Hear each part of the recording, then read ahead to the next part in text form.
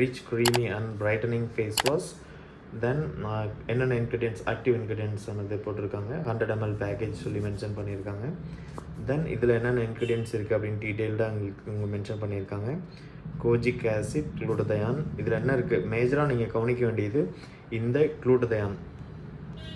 தென் அதுக்கப்புறம் vitamin E, vitamin C இருக்கும். Hyaluronic acid ஈரப்பதத்தை தக்க வச்சுக்கிறதுக்கு ஹெல்ப் பண்ணும். இந்த kojic acid skin lightening effect. இது வந்து பேட்ச் டெஸ்ட் பார்த்துக்கோங்க. ஸோ யாருக்காக இருந்தாலும் ஸோ பேக் சைடு கைக்கு பின்னாடி லைட்டாக கொஞ்சம் அப்ளை பண்ணிவிட்டு ஸோ இச்சிங் அந்த மாதிரி ப்ராப்ளம்ஸ் மோஸ்ட்லி இருக்காது. Because as per government guidelines படி மேனுஃபேக்சர் லைசன்ஸ் கூட போட்டிருக்காங்க பாருங்கள்.